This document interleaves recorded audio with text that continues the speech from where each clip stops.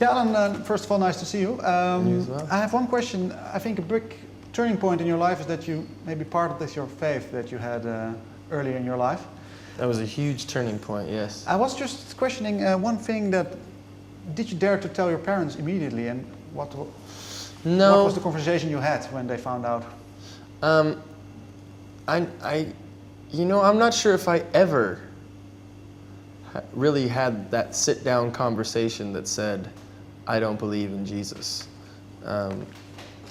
But through the dialogue that I had with them about my issues with Scripture and the church, I think it was a given for them. They kind of got that. And they never questioned you afterwards? No, I mean, they continue to question me, sure. I mean, that's the thing with religious, whether it's Mormons or Muslims or maybe not so much Buddhists, but definitely Muslims and Mormons. When you leave the faith, you're kind of not, in my case, I wasn't extradited from my community or from my parents, but they always try to convince you back.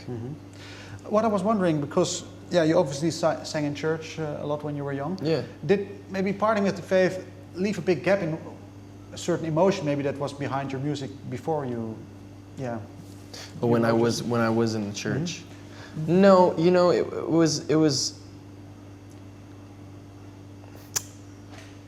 it was very easy for me to continue to find that spirit after I left the church, because that emotion was first gained through Christian music and church hymns, but I had been introduced to secular music when I was about 14 or 15, and could hear that same emotion in Stevie Wonder's voice and in Donny Hathaway's voice, and so that was something that just kind of translated over. Did music play a part in questioning your faith? Yeah, I would say it did. Not a huge role. I think I was always a little bit perplexed as to why I couldn't listen to secular music in my house, because it seemed harmless. And I think the fact that my parents were so strict and sheltering made me want to question it. But the turning point was I went to Bible college in the States, training to become a pastor, and I learned about the history of Scripture and the church and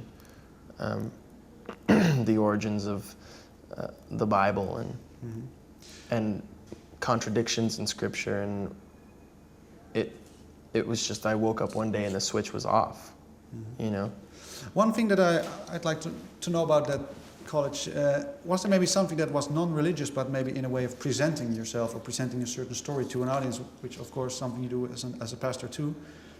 Did they learn you something there that maybe is still valuable for you today? Oh yeah. No, I mean, growing up with a father who's a minister, it taught me how to relay a message that I believe in. What's the most important one? Excuse me? What's the most important lesson that maybe that you learned from looking at your father, how to? I think it was an honest belief in something. My father and my mother and my family they honestly believe in Scripture and God and the Bible and have a very deep conviction for it. And I think that when I stand on stage, what I learned from that upbringing was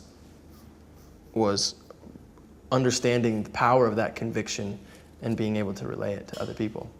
And not in a religious sense, just, whether it's a social commentary or a political or a celebration song or a love song, I've learned to commit to that conviction.